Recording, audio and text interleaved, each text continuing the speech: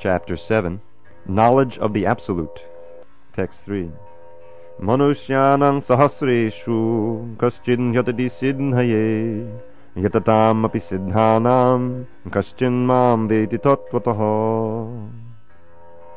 Out of many thousands among men, one may endeavor for perfection, and of those who have achieved perfection, hardly one knows me in truth. Purport. There are various grades of men, and out of many thousands, one may be sufficiently interested in transcendental realization to try to know what is the self, what is the body, and what is the absolute truth.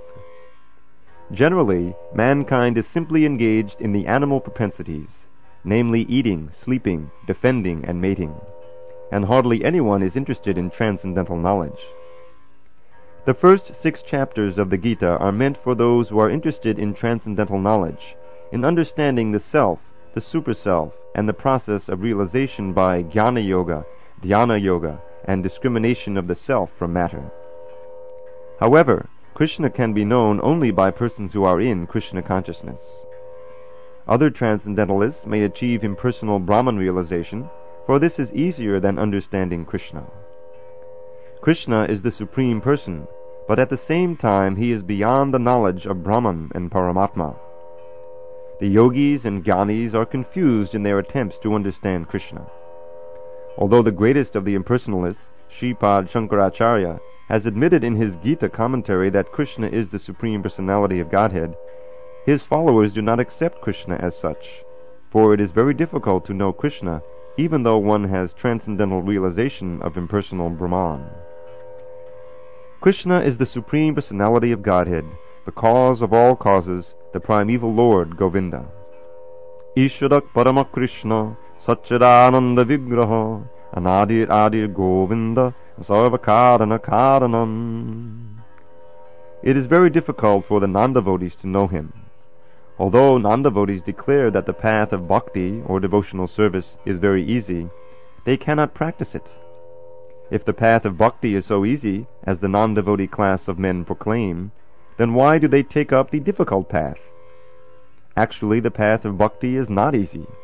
The so-called path of bhakti practiced by unauthorized persons without knowledge of bhakti may be easy, but when it is practiced factually according to the rules and regulations, the speculative scholars and philosophers fall away from the path.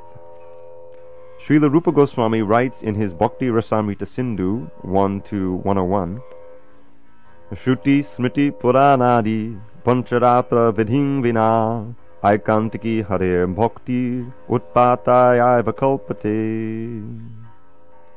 Devotional service of the Lord that ignores the authorized Vedic literatures like the Upanishads, Puranas, and Narada Pancharatra is simply an unnecessary disturbance in society.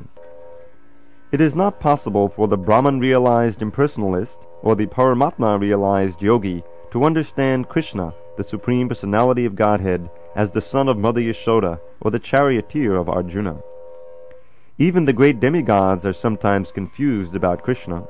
Muyanti yatsuraya, mam tu vedana kaschana.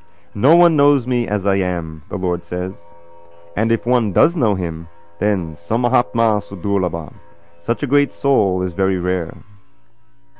Therefore, unless one practices devotional service to the Lord, one cannot know Krishna as he is, tattvataha, even though one is a great scholar or philosopher. Only the pure devotees can know something of the inconceivable transcendental qualities in Krishna, in the cause of all causes, in his omnipotence and opulence, and in his wealth, fame, strength, beauty, knowledge, and renunciation, because Krishna is benevolently inclined to his devotees. He is the last word in Brahman realization, and the devotees alone can realize him as he is. Therefore it is said, Atakshi Krishna namadi nabave grahyam indriyai sevonmukehi jivado swayameva spuratyada. No one can understand Krishna as he is by the blunt material senses, but he reveals himself to the devotees, being pleased with them for their transcendental loving service unto him. Bhakti Rasamrita Sindhu 1-2-234.